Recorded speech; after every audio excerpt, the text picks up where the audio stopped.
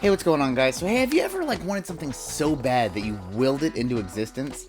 That's the way I've always felt about Castlevania Symphony of the Night. So, obviously this game exists, so what am I even talking about? Well, I love this game, right? I mean, the first video I ever did on the channel was a comparison of that and Bloodstained, and basically taking the two, putting them together, and seeing which one kind of came out on top. But Castlevania Symphony of the Night is always going to hold a special place in my heart. That's why a long time ago, when I found out that there was a Saturn version, I was just flabbergasted that we never got that here in America. I mean, the Sega Saturn typically has the better versions of most games. I mean, sometimes there's a few outliers, but on the whole, the Sega Saturn's the way to go, and I personally love my Sega Saturn. So, when I found out that Castlevania Symphony of the Night was on it, but it was Japan exclusive, well, I was like, you know what, I should import that. Yeah, I won't be able to read it, I won't be able to understand anything, but I want to see what the differences are and check it out. Well, it was too expensive. I mean, I never ended up doing it because it's just a little bit too pricey for me, especially for a game that I couldn't really fully enjoy. But then, you know, later in life, they made a fan translation. I was like, oh my god, a fan translation of Castlevania Symphony of the Night on the Saturn is awesome. But once again, you can only, you know, play it through emulation. I mean, there's no physical thing. But, you know, nowadays, a lot of people are making their own games, right? They're going out of their way, they're making really, really cool stuff. In fact, if you'd watched my channel maybe a couple months ago, I got these awesome Working Designs games. It was made by, you know, a guy, and they just look so legit, you know? They're basically fan translations that he then turned into a real game, and that's what we're talking about today. I have in my hands maybe my holy grail for Sega Saturn. I mean, granted, it's not like an official game, but today we're going to check out the Sega Saturn version of Castlevania Symphony of the Night.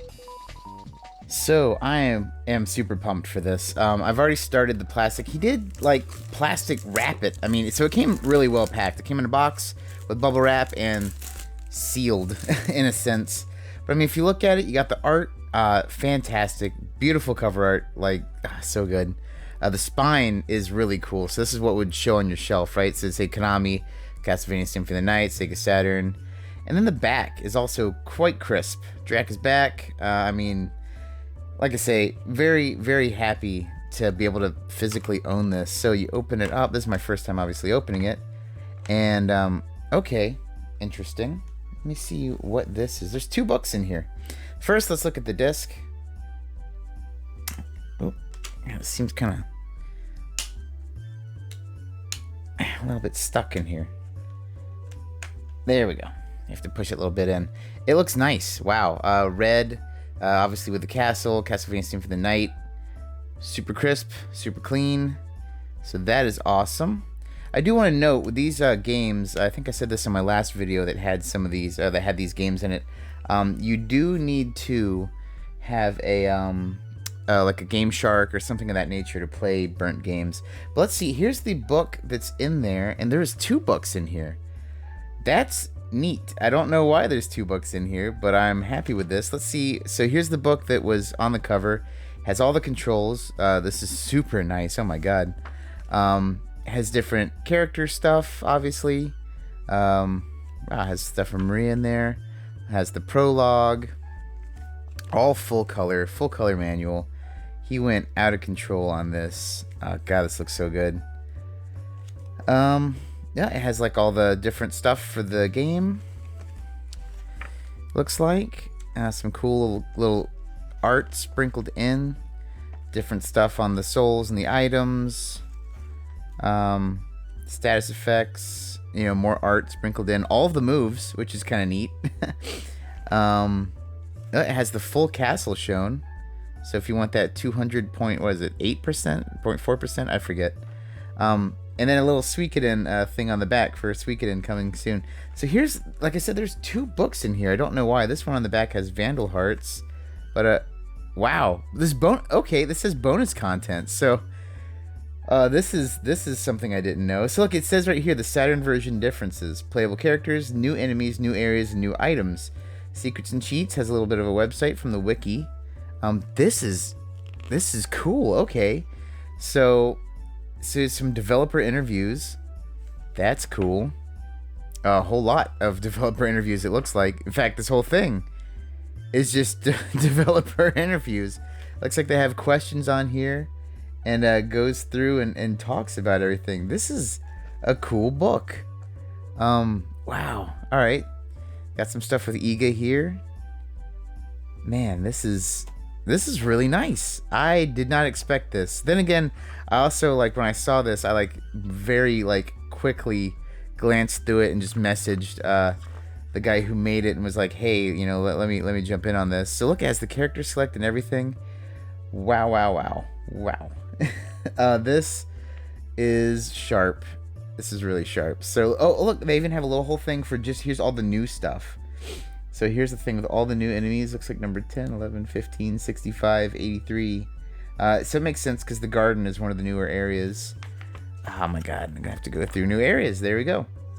The Underground Garden, the Cursed Prison, Hell Garden is the reverse version, and the Soul Prison is the reverse. New items. Looks like they have some spears, daggers, some just different weapons in general, which is really neat. What else do we have here? And secrets and cheats. Okay, yeah, I do remember this, right? The 99 luck cheat, where it lowers all your stats, but you have 99 luck, so you get all the weapons. Which is just changing your name. Control the logo, voice test, Dracula fight bonus, sword familiar. Once the sword familiar reaches 50, you can actually use it as a sword, and it's impressively powerful. Yep, that is true. A la carte gear. Yeah, yep. Awesome. This is really neat. And they even have a thing for the death skip on here, which is a cheat that if you watch any speed running, you'd know about that. But this is cool. I did not realize there's gonna be like this companion book. Wow, above and beyond, I will say, above and beyond. I'm actually going to now pop this in and show you guys a little slight comparison. Since I have the PS1 version, I should put these books in one at a time.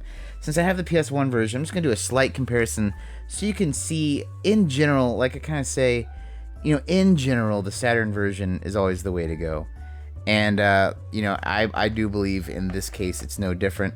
So I'm just going to show a little bit of side-by-side, nothing much. But as you can see from that second book, the differences between this and the versions that you've probably played here in the US are the extra 2 areas, the extra weapons and items, and the extra enemies. But I do know that, you know, the graphics look a little bit better for me, and maybe it's just me being biased because I like my Saturn a little bit more. But anyway, without further ado, let's jump into that.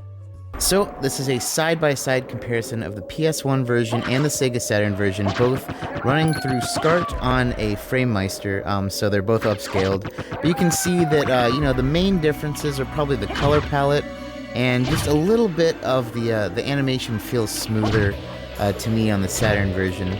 But, you know, when you have it side-by-side like this, it's kind of hard to tell. They're both pretty close, is what I'm saying, and which is good for CD quality stuff. But once again, I'm also going to show some differences in the sound. So right now you've been listening to the PS1 version, and now I'm going to transfer it over to the Sega Saturn version. So this is the Sega Saturn version of the sound. You know, some people are going to say that it sounds, you know, absurdly different to them, maybe. I think they actually sound pretty close. I do notice the sword sounds sound a little bit better to me on the Saturn version, but, you know, it's so close, it's kind of hard to tell. One thing I am going to point out, though, and this really isn't, like, specific to Saturn or not, but you have to listen to the voice acting. Die, monster!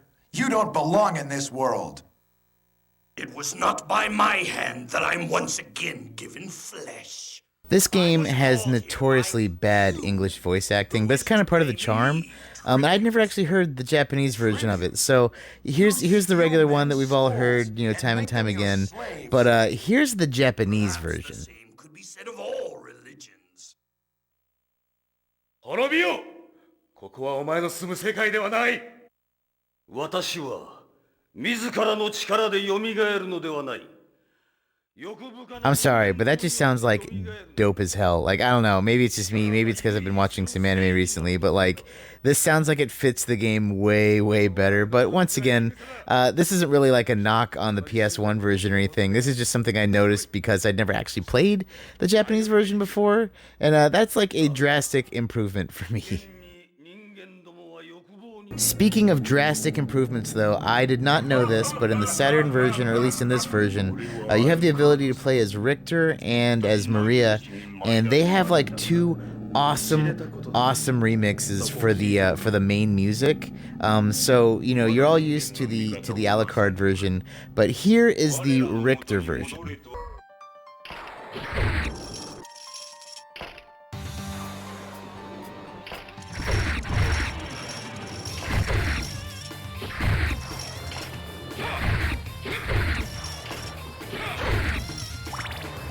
Yeah, when I first heard this, I was pretty blown away. I was like, oh my god, like, this is the version that should be on all the time. Like, are you kidding me? Like, this is friggin' awesome.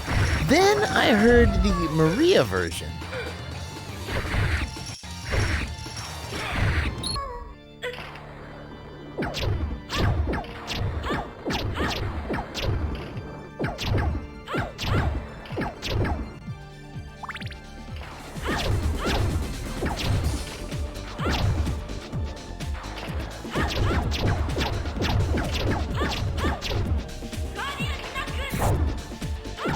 And this version, like, I don't know if it's, maybe I'm just drawing the connection with Sega Saturn, but this is like the cool, like, Sega smooth jazz version. And you know what? I don't know. It's between the three, it's kind of a hard pick, right? Because you kind of got the Alucard symphonic Baroque period style, then you have like the Richter rock and roll style, and then you have this kind of smooth jazzy style.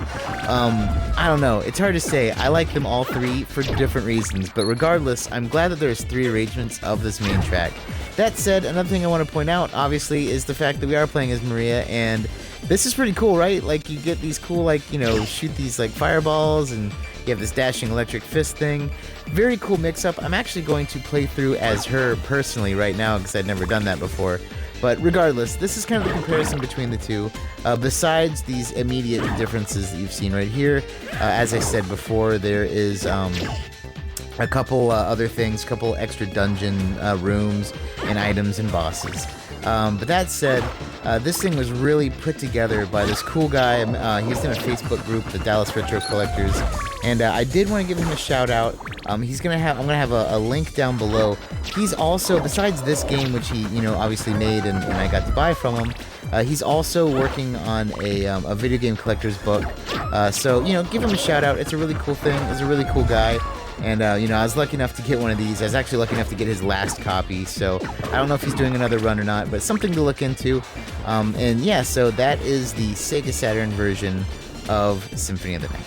So once again, that is an amazing, amazing thing. Tristan, you're out of control for making this. I'm so happy I got one. I'm actually so happy I got the last one. I mean, oh my god, I feel over the moon.